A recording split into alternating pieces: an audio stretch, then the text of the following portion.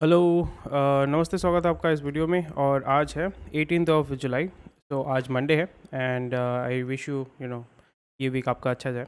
तो आज जो है इकोनॉमिक टाइम्स में बहुत सारी न्यूज़ है। कल जैसे उतना सारा न्यूज़ नहीं था, आज बहुत सारी इंपॉर्टेंट न्यूज़ है जो आपको ध्यान में रखना पड़ेगा, जो लास्ट वीक डेवलप हुआ था एंड जो अभी जो है नेक्स्ट वीक का या इस मंथ के रिमाइंडर का न्यूज़ मूवमेंट को डिफाइन करेगा।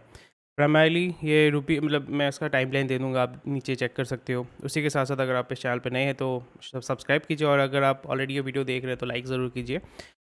और अगर आपको पसंद नहीं आया तो बाद में आप लाइक हटा लेना, कोई इशू नहीं है। उसी के साथ-साथ अगर आप हमें फाइनेंशियली सपोर्ट करना चाहते हैं, it helps us a lot, gives us a lot of motivation because it takes a lot of time to make these kind of videos. Study करना पड़ता है, पढ़ना पड़ता है। तो आप हमें फाइनेंशियली सपोर्ट कर सकते हैं। लिंक आपका डिस्क्रिप्शन में दिया हुआ है। यूपीआई के माध्यम से जो भी आप कंट्रीब्यूट करना चाहते हैं वो कर सकते हैं। It really helps us. तो चलिए शुरू करते हैं इस वीडियो को। और यहाँ पे जो है डेफिनेटली आपका सबसे बड़ा न्यूज़ जो लास्ट वीक का था वो ये था कि रुपी ने जो है 80 रुपीज़ टच कर लिया है कंपेयर टू डॉलर। बट यहाँ पे और एक चीज़ जो आपको समझना पड़ेगा, that it is artificial way of being, क्योंकि यूएस फेड जो है वो अपना पैसा निकाल रहा है अपनी इकोनॉमी से। तो इसलिए उसका जो है जो डिमांड है वो बढ़ गया है, सप्लाई जो है वो कम हो गया। That's why the value of dollar is going up, but compare to other international currencies, for example euro, pound, उसका वैल्यू जो है उतना बड़ा नहीं है कंपेयर टू रुपी। तो इस जगह पे क्या हो रहा है कि जो आपके फ्यूचर्स परचेज़ करते हैं, फ्यूचर्स एंड ऑप्शंस डेफिनेटली आपने सुना होगा। फ्यूचर्स एंड ऑप्शंस का सिंपल टर्म्स में मैं आपको बोलता हूँ, वो हेजिंग बोलते हैं। हेजिंग का मतलब होता है कि it's a form of hedging. Hedging का मतलब होता है कि फ्यूचर्स को लेके आप एंटिसिपेट करते हो कि फ्यूचर में डॉलर जो है इतना जाएगा, डॉलर जो है इतना जाएगा। इसलिए आप देखोगे फ्यूचर्स एंड ऑप्शंस में लोग बहुत पैसा कमाते हैं, but it's more like technical analysis करके कुछ थोड़ा-सा बेटिंग होता है, थोड़ा-सा जो है तुक्का होता है। But a lot of people make a lot of money and a lot of people lose a lot of money. So यहाँ पे जो करेंसी होता है, करेंसी का भी फ्यूचर एंड ऑप्शंस होता है, निफ्टी का भी फ्यूचर एंड ऑप्शंस होता है, निफ्टी बैंक का होता है। ये सारे आप जो देखोगे, इवन ये वीडियो चलने के पहले, ऑल्दो मेरे यहाँ पे मोनेटाइज़ नहीं किया हुआ है चैनल, बट स्टिल यूट्यूब जो है वो ऐड चलाता है। वहाँ पे भी आप देखोगे कि हमने यहाँ पे 10 लाख रुपए का प्रॉफिट बुक किया है, 3 करोड़ का प्रॉफिट बुक किया है। तो वहाँ पे आपको नहीं आना, आपको सबसे पहले ट्रेडिंग समझना है, और समझना है कि आपको सबसे पहले बिजनेस को समझना है, इन्वेस्टिंग को समझना है। उसके बाद अगर आप देखते हैं कि you can take that risk and lose that money, then आप फ्यूचर एंड ऑप्शंस में जा सकते हैं। तो यहाँ पे जैसे मैंने बताया था कि जो रुपी है, it might fall to quarter 3 में। क्वार्टर 3 मतलब एक फर्स्ट क्वार्टर क्या होता है, जनवरी टू मार्च, फिर सेकेंड क्वार्टर होता है अप्रैल टू जून जो होता है, मतलब 3-3 महीने का 4 क्वार्टर होता है। तो यहाँ पे थर्ड क्वार्टर में जो है वहाँ पे बोल रहे हैं कि वो 82 रुपीज़ तक जा सकता है। तो जैसे मैंने कहा था 82 टू 83 रुपीज़ तक जाएगा, फिर उसके बाद वो बाउंस बैक करेगा। वो ज़्यादा दिन रहता नहीं है, maybe at the end October तक आपका जो है, अक्टूबर तक आपका जा सकता है। अक्टूबर में यानी फोर्थ क्वार्टर तक भी आपका थोड़ा सा मूव कर सकता है, बट वो दिसंबर आते आते वो जो है रिकवर कर जाएगा। I think it will go back to 79 और 78, तो उसमें कोई इशू नहीं है। और इस जगह पे प्रॉब्लम ये हो जा रहा है, इम्पोर्टर्स का सबसे बड़ा प्रॉब्लम हो रहा है। एक्सपोर्टर्स तो बहुत खुश है भाई कि जितना पैसा बढ़ेगा तो उतना ही उनका इनकम जो है वो ग्रो करेगा, बट इम्पोर्टर्स जो इंपोर्ट करते हैं सामान को, उनके लिए जो है एक्सपेंसेस बढ़ जाते हैं। मतलब डॉलर पहले फॉर एग्जांपल पहले उसको 79 देना पड़ता था, अभी उसको अगर 80 देना पड़ता है। वो अगर 1 करोड़ का सामान ले रहा है तो 1 करोड़ उसको मतलब 1 करोड़ डॉलर का जो है सामान लेता है तो उसको 1 करोड़ रुपए एक्स्ट्रा देना पड़ेगा। 1 रुपये अगर बढ़ जाता है तो it really affects their profit margin. ये सी चीज़ आपको समझना पड़ेगा। इसलिए यहाँ पे जो इंडस्ट्रीज़ हैं, oil, diamond companies are rushing to cover their currency risk. Futures में जो डील करते हैं उनको पता होगा। और यहाँ पे अगर आपको समझ में नहीं आ रहा है, अगर आप जानना चाहते हैं फ्यूचर्स क्या होता है, इसके बारे में अगर थोड़ा सा डिटेल्स में जानना चाहते हैं, मुझे बताइएगा। I make a video on it. So importers are demonstrating a bit of panic in the last 2 days, क्योंकि यहाँ पे जो फ्यूचर्स में डील करते हैं ना, they have a very high risk appetite. यानी अगर उन्होंने 5 लाख रुपए लगाया है और वहाँ से अगर वो 50 लाख रुपए प्रॉफिट करना चाहते हैं, तो उनका वो 5 लाख लूज़ करने का भी कैपेसिटी होता है। तो ये चीज़ ध्यान में रखना पड़ेगा। और इवन उससे उससे नीचे भी उसका जो है 10 लाख रुपए का भी उनका रिस्क एपेटाइट बहुत ज़्यादा होता है। इसलिए फ्यूचर्स एंड ऑप्शंस में इट्स नॉट फॉर एवरीवन। और इस ये चीज़ इंपॉर्टेंट है। And rupee gains against G ten मतलब आपका फ्रांस हो गया। मतलब फ्रांस में जो करेंसी चलता है, क्या चलता है, यूरो चलता है, पाउंड चलता है, यूके में जो है पाउंड चलता है। तो उसमें जो है रुपये ने गेन किया है against these currencies. G 10 nation होता है, जी 7 नेशन होता है, जी 10 नेशन होता है। उसके अगेंस्ट में जो है रुपये ने गेन किया है। जी 7 या जी 10 में होता है जापान है, यूरोप है, रशिया है। तो ये चीज़ आपको थोड़ा सा देखना पड़ेगा। You have to know about it. Okay. The rupee's weakness against USD isn't because of any fragility in India's macro scenario experts है। सो वो भी मैं समझाऊंगा, क्योंकि यहाँ पे जो हमारा इंटरनल इकोनॉमी है दैट इज़ सेल्फ सफिशिएंट, आप बोल सकते हो सेल्फ सफिशिएंट। उसका भी एक सबसे बड़ा फ़ायदा जो है वो भी मैं आपको इस न्यूज़ में बताऊँगा। तो ये चीज़ आपको समझना है कि डॉलर के अगेंस्ट में गिर रहा है, बट जो दूसरे करेंसीज है उसके अगेंस्ट में वो राइज़ कर रहा है। उसमें फ़ायदा ये हो जाता है कि जैसे जर्मनी से हम लोग CT scan machine, MRI machine जब मंगवाते हैं तो वहाँ पे जो इंपोर्ट के लिए जो पैसा देना पड़ता था वो हमें कम देना पड़ेगा। That's a very big advantage. यानी हम यूरोप से अगर कोई सामान मंगाते हैं तो उसके लिए हमें कम पैसा देना पड़ेगा, बट हम जहाँ पे डॉलर दे के सामान को लेते हैं वहाँ पे हमें ज़्यादा पैसा देना पड़ेगा। MeitY flags revenue departments move to levy custom duty on phone display parts. तो ये डेफिनेटली होगा, क्योंकि यहाँ पे वो बोलेंगे कि भाई हमारा इनपुट कॉस्ट अगर बढ़ेगा तो हमें प्राइसेस बढ़ाने पड़ेंगे, प्राइसेस बढ़ाएंगे तो हमारा जो प्रोडक्ट है वो ज़्यादा सेल नहीं होगा, ज़्यादा सेल नहीं होगा तो हमारा रेवेन्यू नहीं आएगा, फिर हमारी कंपनी लॉस में आएंगे, फिर हमें हमारा जो प्रोडक्शन कैपेसिटी है वो कम करना पड़ेगा। प्रोडक्शन कैपेसिटी कम करने से हमें लोगों को फायर करना पड़ेगा, लोगों को फायर करेंगे तो इकोनॉमी में डिस्टर्बेंस होगा, और गवर्नमेंट चाहती है कि जितना लोगों को जॉब मिलेगा उतना अच्छा है। तो आप हमें बताइए हम क्या करें, हम क्या लोगों को भगा दें? तो इसी तरीके से जो है कॉर्पोरेट जो थोड़ा सा जो है ना गवर्नमेंट को थोड़ा सा पुश करती है और बोलती है कि भाई देखो देखो ऐसा हो रहा है, क्योंकि गवर्नमेंट तो जॉब उतना दे नहीं सकती, प्राइवेट सेक्टर उसको बोलेगा कि भाई आप बोलो क्या करें। तो इसलिए गवर्नमेंट फिर बोलती है हाँ ठीक है हम देख रहे हैं, व्यवस्था कर रहे हैं। तो ये चीज़ जो है ऐसा होता है। सो आपको थोड़ा सा समझना है, this is how it works. And festive hiring sprouts 20 to 30%, यानी इतना जो है बढ़ रहा है। और यहाँ पे जो है 20-30% आपको समझना पड़ेगा, it's not high level hiring और इवन परमानेंट हायरिंग। तो प्राइमरली क्योंकि अभी जो है दिवाली ये सब सीज़न आते हैं तो टेम्प्रेरी कॉन्ट्रैक्चुअल वर्कर्स को ज़्यादातर हायर किया जाता है। इसके लिए आपको देखना पड़ेगा, retail, gifting, hospitality industries have stepped up in recruitment by 20 to 30%। और यहाँ पे primarily delivery, supply chain, warehousing, customer service and manufacturing. तो यहाँ पे delivery, warehousing, supply chain और कस्टमर सर्विस जो होता है टिपिकली, अगर आप सिर्फ फेस्टिव हायरिंग जब करते हैं वो टिपिकली कॉन्ट्रैक्चुअल होता है, वो 3 महीने का होता है, 4 महीने का होता है, उसके बाद कॉन्ट्रैक्ट खत्म हो जाता है। This is very good but not so good. अगर आप फुल टाइम हायर करते हैं that's very good. Q1 GDP growth seen at 14 to 15% on services revival. तो डेफिनेटली आपको समझना पड़ेगा कि हमारा जो ग्रोथ है Q1 में जो है, Q1 मतलब जनवरी टू मार्च, मुझे आप बताइएगा कौन सा क्या है। एंड यहाँ पे जो है सर्विसेज रिवाइवल, क्योंकि सर्विसेज जो इंडस्ट्रीज़ है वो ग्रो कर रहे हैं, क्योंकि हमारे इंडिया में मैन्युफैक्चरिंग जो है it takes a lot of time to build a factory, and उसमें थोड़ा टाइम लग रहा है, but it will slowly and gradually हमारे यहाँ पे ग्रो हो रहा है मेक इन भारत की वजह से। जिससे टॉय इंडस्ट्री को बहुत पुश मिला है, बहुत सारी इंडस्ट्रीज़ को पुश मिल रहा है, स्पेस इंडस्ट्री को पुश मिल रहा है। उसमें थोड़ा सा टाइम लगेगा, it will take 4-5 years, but immediately जो है आप जो एक्सपैंड कर सकते हैं वो है सर्विसेज इंडस्ट्री, वहीं पे जो है वो ज़्यादातर ग्रो हो रहा है, and that to 14 to 15% in a quarter, which is really really good. तो आई होप ये ग्रोथ होता रहेगा, क्योंकि सर्विसेज सेक्टर में बहुत हायरिंग होता है। जैसे यहाँ पे delivery boy, supply chain, warehousing, ये सारे क्या होते हैं, आपका डिलीवरी जो है सर्विसेज है, सप्लाई चेन सर्विसेज है, कस्टमर केयर जो है वो सर्विसेज है। तो उसमें अगर आप ज़्यादा हायर करते हैं इट्स वेरी गुड। एंड उसी के साथ साथ कोई भी क्वेश्चन क्वेरी है डेफिनेटली मुझे बताइएगा, और आप कहाँ से हैं, मतलब कहाँ से ये वीडियो देख रहे हैं, डेफिनेटली मुझे कमेंट सेक्शन में बताइएगा। It really makes me excited because I like to deal with I like to meet with different people. और एक चीज़ जो है बहुत अच्छा है हमारे गवर्नमेंट के लिए, Swiss top court quashes move to stall transfer to information to India. हमारे देश में जो है कई दशकों से जो Swiss bank, Swiss account, black money, इसका बहुत सारा प्रॉब्लम चल रहा है। तो यहाँ पे जो स्विस कोर्ट, टॉप कोर्ट जो है, सुप्रीम कोर्ट जो है वहाँ पे, तो उन्होंने बेसिकली केस या पिटिशन फाइल किया गया था कि नहीं इंडिया को इन्फॉर्मेशन नहीं देंगे, ये नहीं देंगे। तो वो केस जो है उसको हटा दिया, उसको क्वॉश कर दिया, ख़त्म कर दिया। इसमें फ़ायदा ये होगा कि जो आप यहाँ पे ऑफशोर अकाउंट बोलते हैं, मतलब या दूसरे देश में आप जब अकाउंट खोल के रखते हैं ऑफशोर अकाउंट बोलते हैं, तो ऑफशोर अकाउंट में यहाँ पे स्विट्ज़रलैंड के लिए भी प्रॉब्लम है, इंडियन जो ब्लैक मनी वहाँ पे जो छुपा के रखा है उसका भी प्रॉब्लम है। प्रॉब्लम ये है क्योंकि वहाँ से इन्फॉर्मेशन आएगा तो ईडी जो है वो ऑब्वियसली रेड मारेगा, डीआरआई रेड मारेगा। तो इसलिए आप देखोगे for the next I think 2-3 साल के अंदर 2024 तक आप देखोगे कि बहुत सारे पॉलिटिशियन जो है वो कंप्लेन कर रहे हैं, they are against, up and against this government, कि भाई इस गवर्नमेंट को समहाउ गिराना है।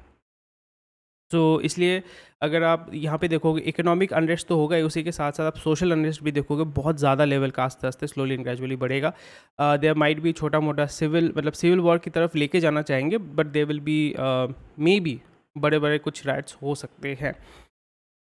और वो जो है आपको लग रहा होगा कि मैं इसके साथ क्यों कर रहा हूँ, बट यहाँ पे भी इसके साथ भी आपका कनेक्टेड है।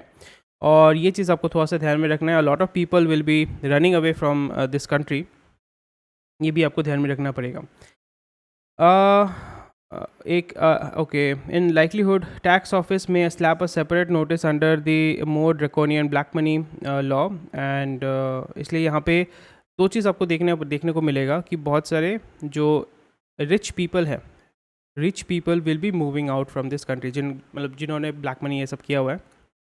उसमें क्या होगा, फॉर एग्जांपल आप देखोगे कि बहुत सारे कंट्रीज़ जो है वो कैश फॉर सिटीजनशिप देते हैं। पोर्टुगल भी देता है, पोर्टुगल भी देता है।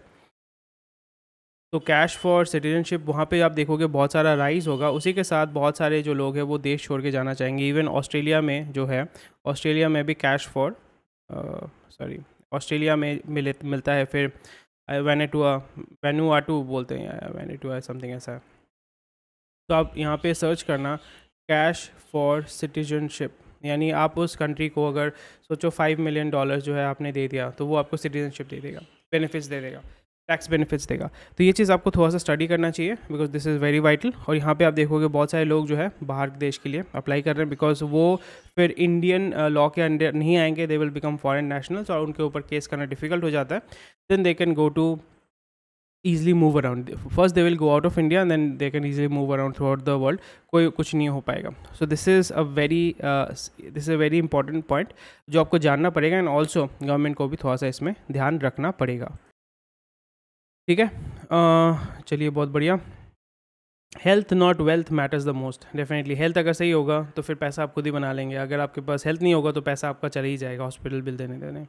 तो इट्स अ नॉर्मल थिंग, आपको समझना पड़ेगा। Rising cost erode profitability Q-on-Q on Q होता है क्वार्टर ऑन क्वार्टर, Y-o-Y होता है ईयर ऑन ईयर, और ईयर टिल डेट या year to date YOD something उसको बोलते हैं। ईयर टू डेट मतलब इस साल के शुरू से अभी तक क्या हो रहा है। ये कुछ कीवर्ड आपको समझना पड़ेगा। Q क्या होता है कमेंट सेक्शन में बताइए। Quarter over quarter, and Y-o-Y होता है ईयर ओवर ईयर। ठीक है, the rising cost erode profitability quarter over quarter but momentum stable on the year. तो यहाँ पे आपका हमारा जो देख रहे हो ना वो डोमेस्टिक कंजम्पशन की वजह से, प्राइमरली डोमेस्टिक कंजम्पशन की वजह से हुआ है। पर आपका राइजिंग कॉस्ट डेफिनेटली बढ़ेगा क्योंकि पेट्रोल कॉस्ट, क्रूड ऑयल, ये सब सारे जो कॉस्ट है वो बढ़ेंगे। पर उसमें उतना प्रॉब्लम नहीं है क्योंकि लेटर ऑन अगर ये मोमेंटम अगर आपका चलता रहता है, आपको ध्यान में रखना ये मोमेंटम अगर चलता रहता है तो over a period of time वो प्रॉफिटेबिलिटी, क्योंकि अगर आप लार्ज वॉल्यूम में अगर आप सेल कर रहे हैं, अगर आप लार्ज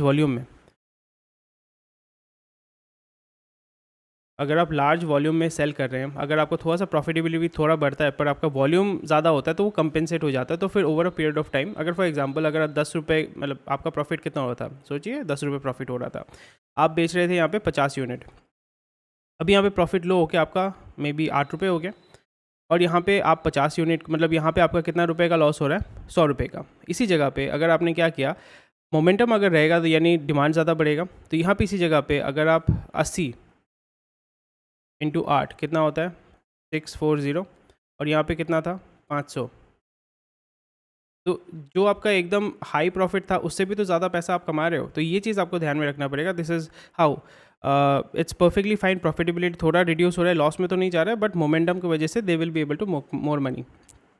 ये चीज़ अ वेरी पॉजिटिव थिंग, ये चीज़ आपको थोड़ा सा ध्यान में रखना पड़ेगा। India stronger now, Fed taper has made a moderate impact. तो ये चीज़ जैसे मैंने बताया कि जो यूएस फेड है उसने क्या किया है कि रेपो रेट जो है वो बढ़ा दिया है। रेपो रेट बढ़ाने की वजह से जो है there is a kind of shortage of dollar in their market. तो ये टिपिकली इंडियन 2013 में 2008 में जो है बहुत ज़्यादा जो है डाउन गया था हमारा, मतलब जिसको बोलते हैं रिसेशन, एक्चुअली में रिसेशन हुआ था। तो इस जगह पे ये हो रहा है कि बिकॉज दो तीन चीज़ जो गवर्नमेंट कर रही है, एक चीज़ तो है कि डॉलर मतलब रुपए में सेटलमेंट हो रहा है। दूसरा चीज़ है क्योंकि हमारा जो पहले इतना ज़्यादा एक्सपोर्ट हो रहा था, कुछ चीज़ें जो है हम इंटरनली जो है वो उसको प्रोड्यूस कर रहे हैं और कंज्यूम कर रहे हैं। उसमें सबसे बड़ा फ़ायदा ये हो जाता है कि आपका इंटरनल इकोनॉमी जो है वो इंटैक्ट है, यानी डॉलर का वैल्यू बढ़े या कम है आपको कोई फ़र्क नहीं पड़ता, because your internal economy is very intact, very strong and very, उसका फाउंडेशन बहुत तगड़ा है। और जहाँ पे आप दूसरे जो करेंसीज है जैसे यूरो हो गया, युआन हो गया, वो भी उसके अगेंस्ट में रुपी स्ट्रांग हो रहा है, तो डॉलर आपको वहाँ पे चाहिए नहीं, सो डॉलर का वैल्यू बढ़ेगा तो वो अफेक्ट नहीं करता है। और एक चीज़ जो है आपका जहाँ पे अफेक्ट करता है, जहाँ पे आपको डॉलर में ही डील करना पड़ता है, वो है एनर्जी नीड्स। एनर्जी नीड्स यानी क्रूड ऑयल, कोल, ये आपको डॉलर में ही परचेज़ करना पड़ता है। अगर आप इलेक्ट्रॉनिक्स फॉर एग्ज़ाम्पल जापान से आप लेना चाहते हो, जापान के साथ आपने ट्रेड एग्रीमेंट करके रखा हुआ है कि हम युआन और रुपी में या युआन रुपी में सेटलमेंट करेंगे, आपको डॉलर की ज़रूरत नहीं है। तो दैट्स वाई आप देखोगे इंडिया जो है उतना ज़्यादा इफेक्ट नहीं कर रहा है जितना दूसरे कंट्रीज़ जो कम्प्लीटली उसके ऊपर डिपेंड करते हैं, जैसे श्रीलंका जो है बैठ चुका है। ये चीज़ आपको थोड़ा सा ध्यान में रखना पड़ेगा। Higher ECB limits no help to mortgage lenders. ECB क्या होता है? ECB इज़ मैंने कहीं पढ़ा था, जस्ट फॉरगॉट। मुझे बताइए ECB क्या होता है? लिमिट एंड चाइना में जो है वहाँ पे रियल एस्टेट डिफ़ॉल्ट हो रहा है। ये आप थोड़ा सा पढ़िएगा, ये आपके लिए होमवर्क है। दिस इज़ समथिंग आपको अगर समझ में नहीं आया तो मुझे बताइएगा, I will be explaining it tomorrow. And BSE के जो CEO है Ashish Chauhan, he will become the head of NSE। That's something you need to keep in mind. 5 साल के लिए उनको जो है NSE का चेयरमैन या CEO बनाया गया है? CEO बनाया गया। CEO और चेयरमैन में डिफरेंस होता है, ये थोड़ा सा ध्यान रखिएगा।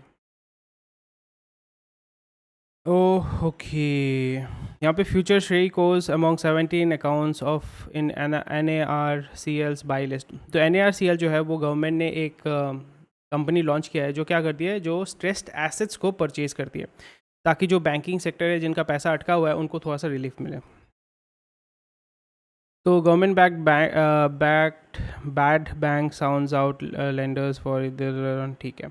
तो ये चीज़ थोड़ा सा आपको जानना चाहिए, क्योंकि यहाँ पे NCLT पहले क्या होता था, जब उसका बैंकरप्ट डिक्लेयर कर देते थे वो NCLT में जाता था। NCLT में takes a lot of time, और NCLT में जो बैंक है उनका पैसा अटक जाता था, फिर उसको डिस्ट्रेस्ड उसके जो मतलब आपका बायर चाहिए होता था, फिर बायर खरीदने के बाद वो पैसा जो है बैंकर को देता था।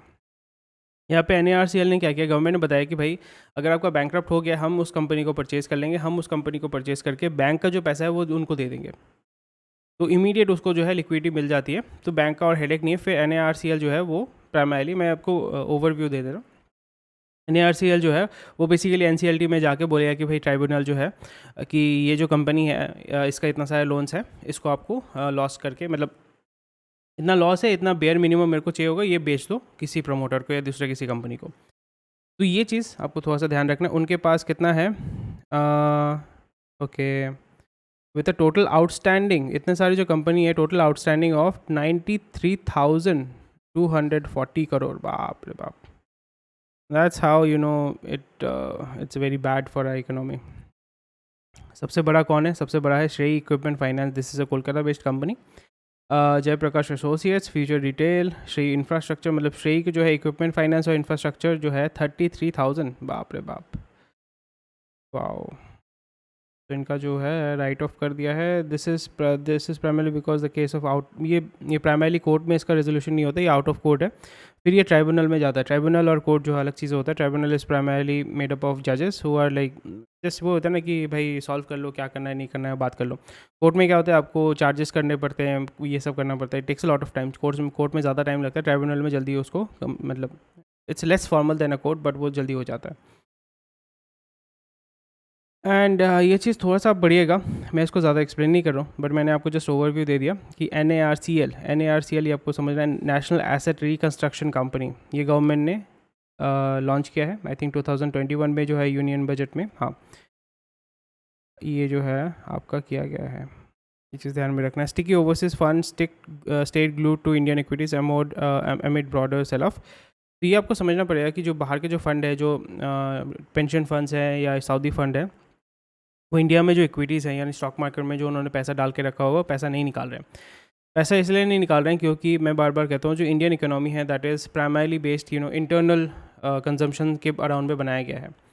तो इसमें क्या होता है कि आपको इमीडिएट अगर आप पैसा निकाल लेते हो तो स्टॉक मार्केट थोड़ा सा गिरेगा, बट क्योंकि फंडामेंटल्स बहुत अच्छा है, बिकॉज फंडामेंटल्स आपको समझना पड़ेगा। फंडामेंटल्स क्योंकि बहुत अच्छा है, तो फंडामेंटल्स अच्छे होने की वजह से जो है वो कंपनी बाद में जो है वो रिकवर कर जाएगा।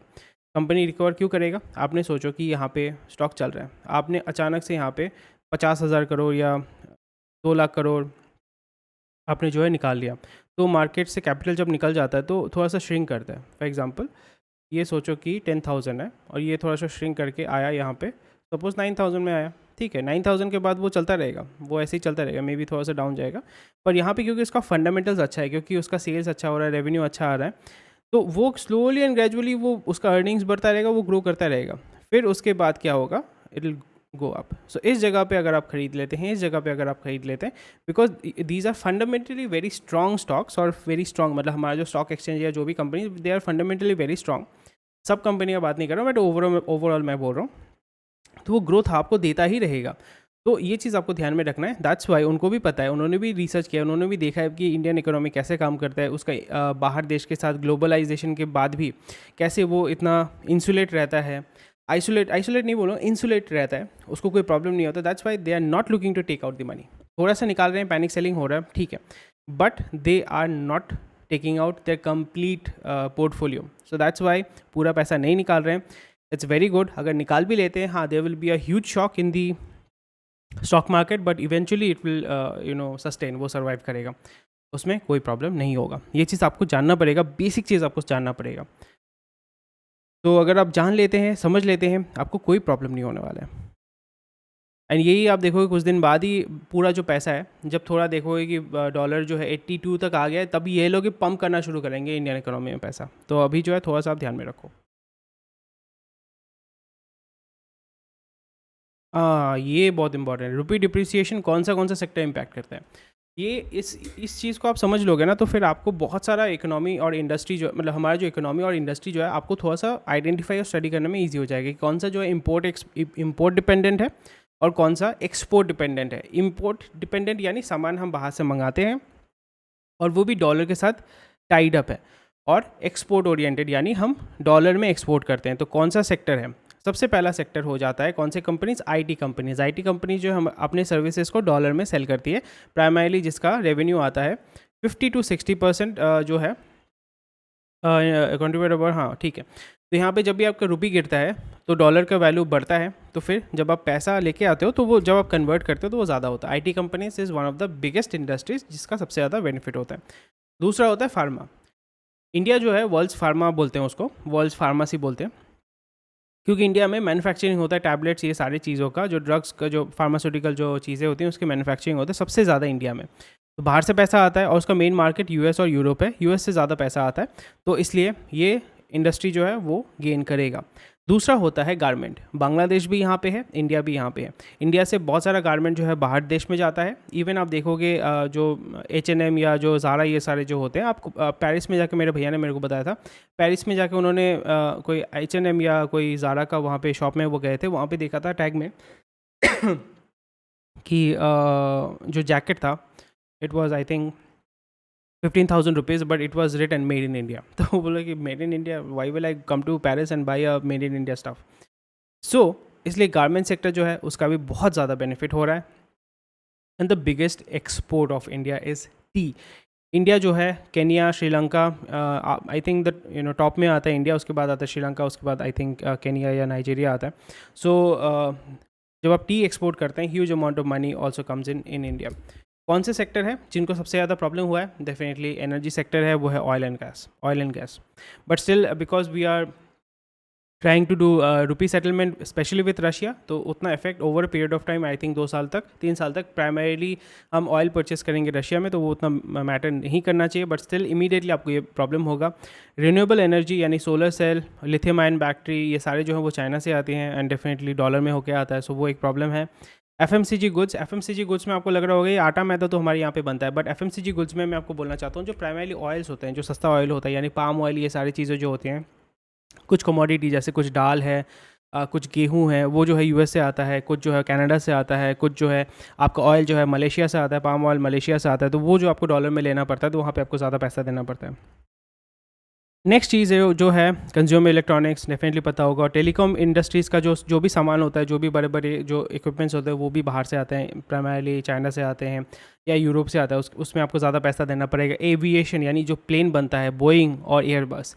एयरबस कहाँ का कंपनी है? एयरबस फ्रांस का कंपनी है, यानी यूरोप का कंपनी है। बोइंग जो है वो अमेरिकन कंपनी है। तो जब भी आप एविएशन, क्योंकि 2 जो कंपनी है वो डोमिनेट करती हैं पैसेंजर एयरलाइन पे, एयरबस एंड बोइंग। दूसरे कंपनीज भी है, एम्ब्रेयर भी है, फिर और कुछ कंपनीज है, just forgot their name. Embraer है, एम्ब्रेयर इज़ ब्राज़ीलियन। और दो डसॉल्ट है, डसॉल्ट इज़ फ्रेंच। सो आपको ध्यान में रखना है, पैसेंजर व्हीकल की हम यहाँ पे बात करेंगे। पैसेंजर व्हीकल में कॉस्ट तो बढ़ी रहा है, यहाँ पे फ्यूल कॉस्ट भी बढ़ रहा है, बट जब भी आप इन टर्म्स ऑफ एयरलाइन जब परचेज कर रहे हैं तो बोइंग और एयरबस से लेना पड़ रहा है, which is in dollar. Automotive sector is not that affected because most of the things we are producing है जस्ट छोटे मोटे चीज़ें जो होती हैं, चिप ये सब सेमी कंडक्टर ये सब सारे जो है बाहर से मंगाना पड़ता है। वो भी आफ्टर 2-3 ईयर्स देखोगे सब मेड इन इंडिया हो जाता है। स्टील जो है यहाँ पे हम एक्सपोर्ट करते हैं, but I think over 2-3 months जो एक्सपोर्ट के ऊपर जो बैन लगाया गया है, जो सब्सिडी लगाई, सॉरी जो एक्साइज ड्यूटी लगाया गया है, उसको भी हटा दिया जाएगा। Because we are importing a lot of iron ore from Russia. And Russia ने क्योंकि यूक्रेन के ऊपर कब्जा कर लिया, तो यूक्रेन में बहुत एक बड़ा डिपॉजिट मिला है, जिससे आप आई थिंक 80 बिलियन टन्स जो है आयरन ओर निकाल सकते हो। So that's a very good thing. Cement, okay, energy and logistics account for 50-60% of the cost. Energy मतलब वही कोयला, ऑयल, लॉजिस्टिक में ऑयल, एनर्जी में कोयला, समझ रहे हो ना? So that's why it is very important to become energy efficient. ये इंडस्ट्री आपको समझ में आया क्यों होता है, क्या होता है, समझ में आया? बहुत अच्छी बात है। अगर आपको समझ में नहीं आया तो आप समझ लीजिए वीडियो को बाद में देख के। सो करोड़पति क्लब स्वेल, और यहाँ पे जैसे आप देख पा रहे हैं कि भाई टॉप लाइन जो है, जो टॉप मैनेजमेंट में है उसको बहुत पैसा मिल रहा है, जो बॉटम में है, जो एंट्री लेवल वर्कर है उसको कुछ नहीं मिल रहा है। That is something everywhere it happens. And जैसे मैंने पहले भी बहुत सारे वीडियोस में बताया था कि जब भी आपका, और ये जो जब इनके पास करोड़ रुपए आएगा, ये क्या करेंगे? लग्जरी कार खरीदेंगे, ये खरीदेंगे, और फिर आप देखोगे कि Q1 first half second half में जो है मर्सिडीज़ बेंज का बहुत अच्छा सेल हुआ है। That is what is going to happen, and that's it's fine. But जो यहाँ पे फिर आप देखोगे बहुत सारा प्रेशर आएगा यूनियन से कि भाई हमारे तो साहब तो है बहुत पैसा कमा रहे हैं, हमें तो कुछ नहीं मिल रहा है, हमें भी बेनिफिट दो। फिर आप देखोगे चोल पे। तो ये चीज़ आपको थोड़ा सा ध्यान रखना पड़ता है। And that's where capitalism feels, where it creates a lot of divide. Capitalism actually works when there is equal, और other not equal, but as per your performance आपको कंपनसेशन दिया जाता है। तो आई थिंक थोड़ा सा इसमें देखना चाहिए इन कंपनीज़ को, क्योंकि ये सारे जब न्यूज़ यूनियन वर्कर्स ये सब देखेंगे उनको ख़राब लगता है, फिर वो चोल करेंगे। That actually hurts the whole economy. AC sales touch nearly 6 million units in the first half, so it's huge, but I think weather is changing a lot. हर जगह फ्लडिंग हो रही है, इसके ऊपर भी मैं बाद में बताऊँगा। I don't want to make this video very long. तो over the period of 10-20 years 30 years आप देखोगे जहाँ पे बर्फ़ पड़ता था अभी वहाँ पे बाढ़ आ रहा है, जहाँ पे बाढ़ आता था वहाँ पे बर्फ़ पड़ रहा है, या मतलब जहाँ पे सूखा पड़ता था वहाँ पे बाढ़ आ रहा है। तो आप देखोगे पूरा वेदर जो है वो चेंज होने वाला है, पूरा जो हमारा इकोलॉजी है वो चेंज हो रहा है। गुड और बैड मुझे पता नहीं, obviously it is bad, but it's going to change the way that we work, that we live, and how the economy works. Demand for petrol and diesel falls as monsoon sets in, क्योंकि आपके घर में पानी घुस गया, आप गाड़ी लेके कहाँ जाओगे? घर में बैठे रहोगे। तो that's one of the reason, crude reason मैं बोल रहा हूँ, ओवरव्यू दे रहा हूँ। आपके वहाँ पे बाढ़ आया तो फिर पेट्रोल डीजल का कंजम्पशन कहाँ से होगा? पेट्रोल डीजल का मूवमेंट भी नहीं होगा और उसका कंजम्पशन भी नहीं होगा। This is something that you need to think about. ये जो है आप पढ़ लीजिएगा, उतना इंपॉर्टेंट नहीं है, बट यहाँ पे जो है again they are going back to human, reducing automation and getting back to human, because automation में ज़्यादा खर्चा हो रहा है, लेबर कॉस्ट जब आपका कम हो जाता है तो अब यहाँ पे आप कर पाते हो।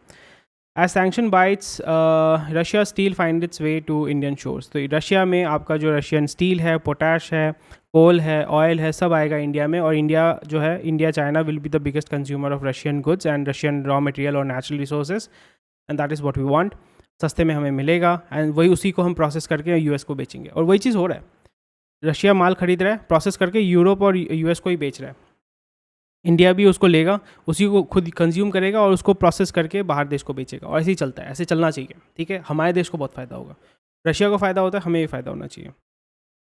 पर यहाँ पे जो लोकल कंपनी है उनको बर्बाद नहीं करना चाहिए, आपको समझना पड़ेगा। लोकल कंपनी को बर्बाद मत कीजिए, गवर्नमेंट जो है उसको डेफिनेटली देखना चाहिए, and I am pretty much sure they will also look into it.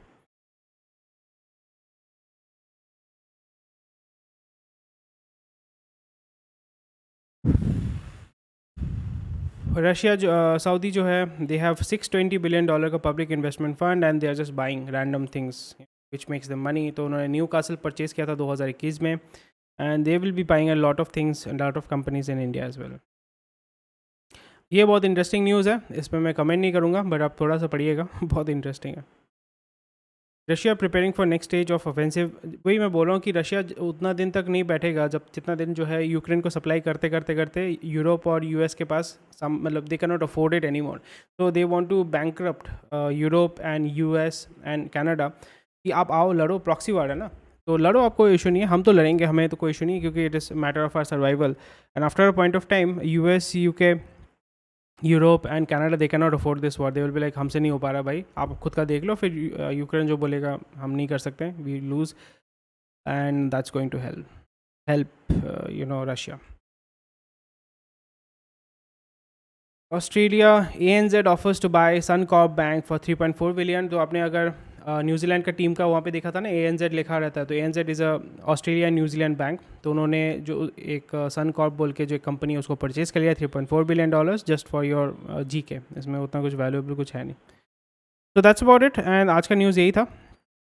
कौन सा न्यूज़ आपको इंटरेस्टिंग लगा डेफिनेटली मुझे बताइएगा। एंड बहुत सारी न्यूज़ेज़ हैं यहाँ पे, recognising a premier health care destination, बहुत सारी चीज़ें हैं, मतलब these are very small things, but यहाँ पे बहुत सारे न्यूज़ मूवमेंट हो रहा है, बहुत सारे मूवमेंट्स हो रहे हैं, प्राइमरली रुपी डाउन जा रहा है, ये सारी चीज़ों के ऊपर जो है इंटरनेशनली बहुत सारा हलचल मुझे देखने को मिल रहा है। तो डेफिनेटली उसके ऊपर थोड़ा सा आप देखिएगा, कोई भी क्वेश्चन कोई सभी ज़रूर हमें कमेंट सेक्शन में बताइएगा। उसी के साथ साथ अगर आप इस चैनल पे नए हैं तो लाइक शेयर सब्सक्राइब कीजिए, और हमें फाइनेंशियली आप सपोर्ट कीजिए, ताकि हम और भी ज़्यादा ऐसे वीडियोज़ बना सकें आपके लिए, ताकि आपको एक healthy dose of Economic Times मिल सके daily. Thank you for watching this video, I will see you when tomorrow, take care.